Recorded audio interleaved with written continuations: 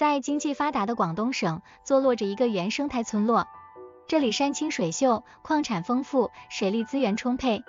但诡异的是，这个村落却被人们称为短命村。这里的百姓大多活不过40岁就离奇死亡，有的孩子甚至活不到3岁就会夭折。那究竟是何原因导致村民如此短命呢？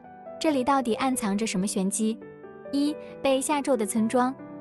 短命村位于广东省清远市，当地名叫斜塘村。相较于其他邻近的村庄来说，这里人口稀少，贫穷落后。几十年来，村里流行一种怪病，村民们相继离世，原本村里有115人，如今只剩下36人，且平均年龄都不超过40岁。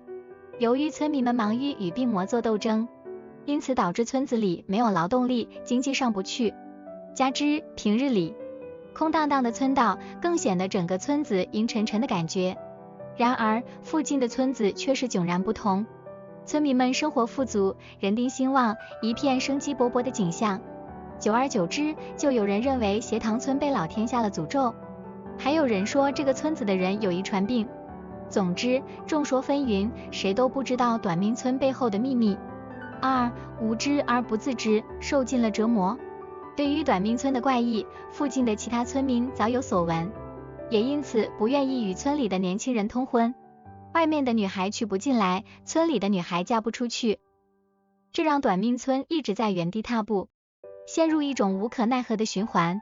因此村里家庭户数也由原来的11户减少到了7户，4户人家已经绝户。面对村里的情况，村民们一开始也想过要改变，但他们求神拜佛后都无济于事。于是他们把矛头指向了一位90多岁的李二婆。作为村里唯一一位长寿者，村里有5户人家都是她的子孙。李二婆的4个儿子早早就去世了，之后孙媳妇、孙子孙女也相继离世，徒留她一个老太婆留在这世间。村里人都说是二婆克死了自己的后代，身上不吉利，还连累了整个村子。无奈二婆只能整日以泪洗面，眼看整村人的生命受到威胁，村长不得不动员大家换个地方居住。可是天不遂人愿，即便换了环境，还是不断有人去世。没办法，村民们只能又搬回来。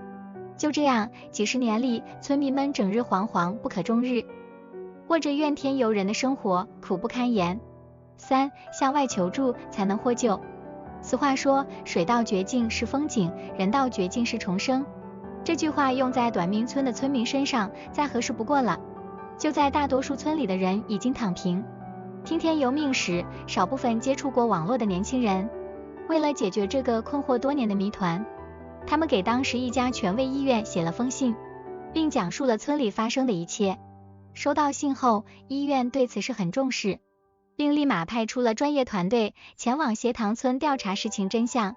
到达斜塘村后，专家团队兵分2路分头调查，一队负责查看村民们的猪圈、水田、水井等用水情况进行采样，另一队则是在空旷的地方支起帐篷，开始为村民们看诊。令人大为震惊的是，这里的村民基本上人人都身患疾病，并且都是一些肺病和消化系统类的疾病。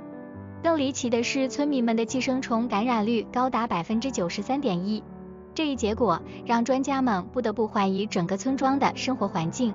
恰巧此时，另一队勘察环境的队员传来了消息，发现村民们的饮用水里亚硝酸盐锰严重超标，也就是说饮用水里有毒。几十年来，村民们喝着有毒的水，所以才活不过40岁。